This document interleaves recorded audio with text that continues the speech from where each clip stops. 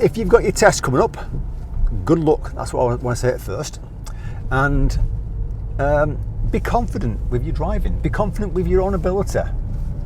Be confident on the drive itself. Last thing you want to do is go there not feeling confident, because it will affect you. You know, if you know you can drive and your instructor's saying to you, you're a good driver, then believe in yourself. Believe that you're going to do this, because if you start to doubt everything, every little minor mistake that you do, all you're going to do is niggle away your confidence. And once that starts to niggle away, you're going to start to hesitate. You're going to start to try and second guess yourself too much. And that'll cause a problem for yourself. And once the confidence starts to go, mistakes start creeping in. Mistakes that you don't normally do. So you've got to say to yourself, I know how to drive, I'm good at driving, I've got to go in there a positive attitude. That I'm going to show the examiner how good I am at driving, how good I am at doing my driving test manoeuvres, how good I am at using that sat nav, how good I am at following signs, how good I am at interacting with that stranger as the examiner. Because otherwise, what's going to happen is I'm going to not go. I'm going to stall. I'm going to sit at a junction that I know I can go at. Because the last thing you want to do is fail your test, because you know you've got to wait a while, and that is a bit of pressure.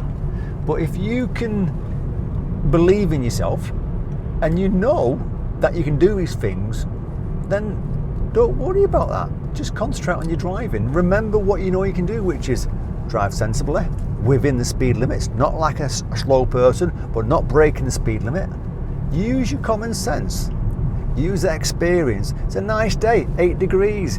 There's no reason why I can't be doing close to the speed limit. I don't want to drive slowly. That's what you got to say to yourself. What would I normally do on my lesson? What's my instructor been asking me to do? He's been asking me to appropriate speeds, anticipate dangers, keep myself away from things that are close. As I'm approaching red lights, get ready, the lights might change. Think about the gears. All these things that you've been doing with your instructor, keep doing on the driving test. Keep doing after you pass your driving test. Checking your mirrors, signalling, tell everyone your intentions. You'll be surprised.